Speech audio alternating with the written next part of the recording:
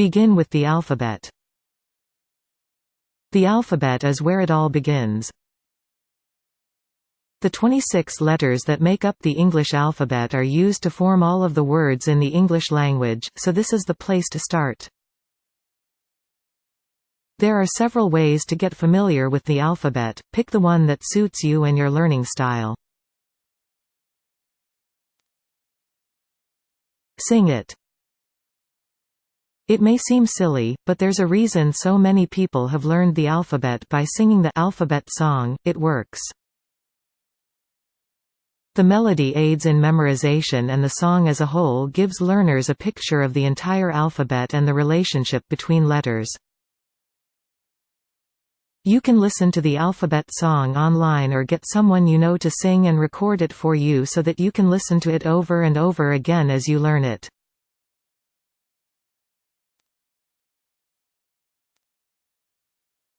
Feel it.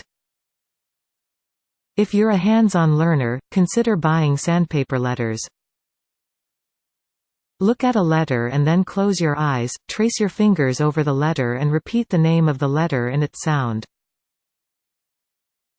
When you're ready, pick your finger up off the sandpaper and write the letter in the air. Move it around.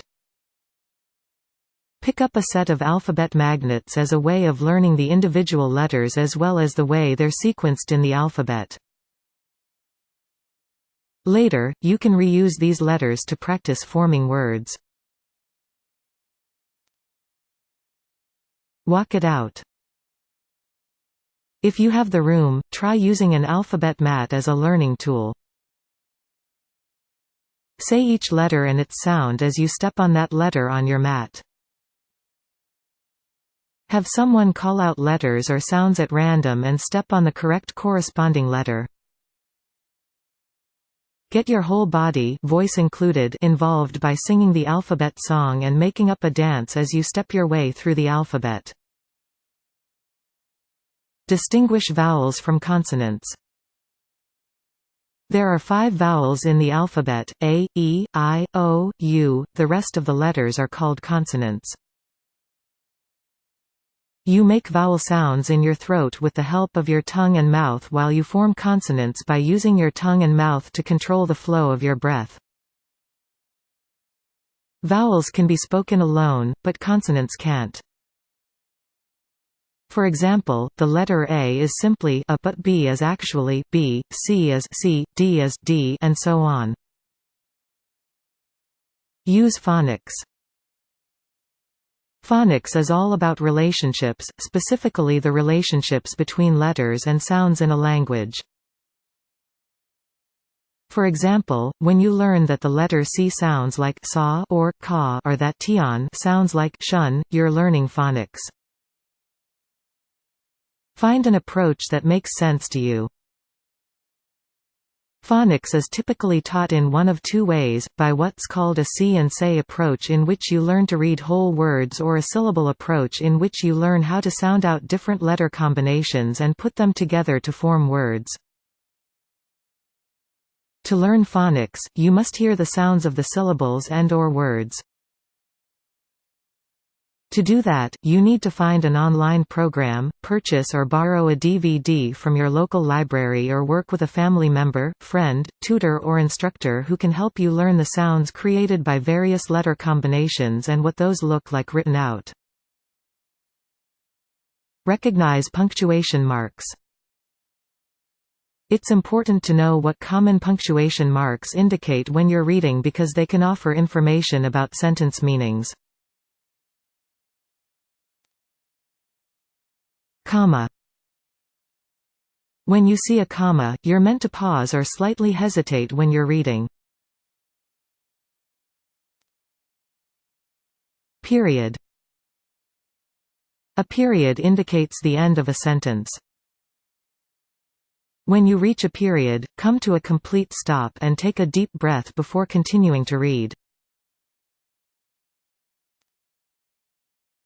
Question mark? When you ask a question, your voice goes up.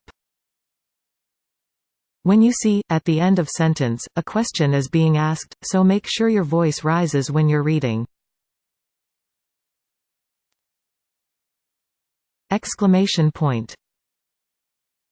This mark is used to emphasize an important point or to grab attention. When you read a sentence that ends with, be sure to sound excited or to strongly emphasize the words. Choose meaningful reading material. Since the best readers read with a purpose, it makes sense for you to begin with materials you want to or need to read in your everyday life. These can include things such as short and simple newspapers and magazine articles, work memos, schedules and medical instructions. Read aloud. The best way to get familiar with the words on the page is to say them out loud. Working with a teaching partner, sound out unfamiliar words and use the pictures, verbal explanations and context to figure out the meaning of the new words. Make time to read. Reading often and for sustained, uninterrupted periods of time will help you develop vocabulary and become a more proficient reader. Set aside specific amounts of time each day to devote to reading. Keep track of what you read and for how long by creating a reading log. Attack the words. Word attack strategies can help you figure out the meaning and pronunciation of unfamiliar words by taking on those words piece by piece and coming at them from different angles. Look for picture clues. Check out the photos, illustrations or other visuals on the page. Explore what's in them, people, places, objects, actions that might make sense in the sentence. Sound out the word. Starting with the first letter, say each letter sound out loud slowly. Then repeat the sounds, blending them together to form the word and considering if the word makes sense in the sentence. Chunk it up. Look at the word and see if you can pick out any sound, symbols, prefixes, suffixes, endings or base words that you already know. Read each chunk by itself and then try blending the chunks together and sound out the word. For example, if you know that pre means before and view means to look at, you could figure out that preview means to look at ahead of time if you approached the word by breaking it up into those two chunks.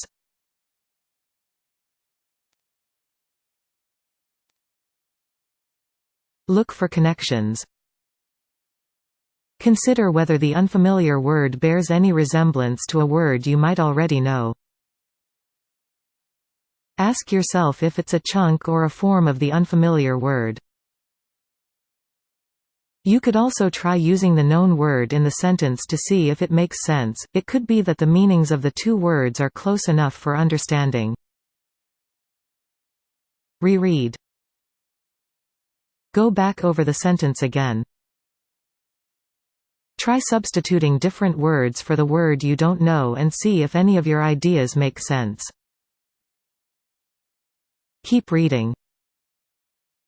Rather than getting stuck on a word you don't know, read past it and look for more clues. If the word is used again in the text, compare that sentence to the first and brainstorm as to what word might make sense in both. Rely on prior knowledge.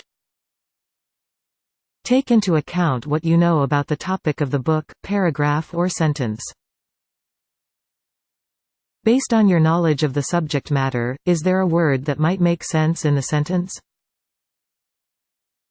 Make predictions. Look at the pictures, table of contents, chapter headings, maps, diagrams and other features of your book. Then, based on what you saw, write down what you think the book will be about, what kinds of information might be included. As you read, keep updating your predictions based on what comes up in the text. Ask questions. After reviewing the title, chapter headings, images and other information in the book, write down some questions you might have or things you're now curious about. Try to answer these questions as you read and write down the answers you find. If you're left with questions, think about whether you could find those answers from some other source. Visualize. Think of the story you're reading as though it were a movie. Get a good mental image of the characters and the setting and try to see the story unfolding in time and space. Identify and describe what's happening by making sketches, diagrams or cartoon-style grids. Make connections. Ask yourself if there's anything about the story you can relate to. Do any of the characters remind you of someone you know? Have you had similar experiences? Have you learned some of the concepts discussed in the book at school, home or through your own life experiences? Does the style of the story resemble a style you've read before or a movie or television show you've seen? Write down any similarities you come up with and use them to help with your understanding of the text. Retell the story. One helpful way to ensure that something you've read makes sense to you is to talk through it with someone else. Once you've finished a paragraph, article, short story or chapter, sum up in your own words what it was about. Hearing yourself say it out loud and discovering if the person on the receiving end has questions you can or can't answer can point out any gaps in your understanding and what you might need to reread for greater clarity. Access links. The Literacy Information and Communication Service is an online resource sponsored by the U.S. Department of Education. By accessing their website, you can see a list of literacy programs in your specific geographic area. Many of the programs listed are free, but you need to read the details of each listing to be sure.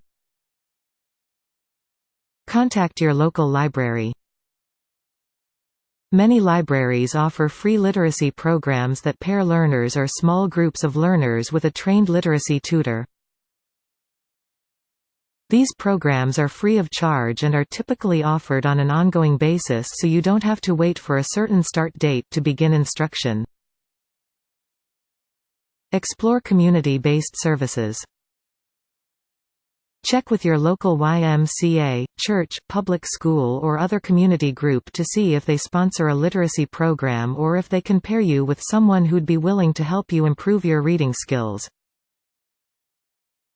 Get tested for learning disabilities.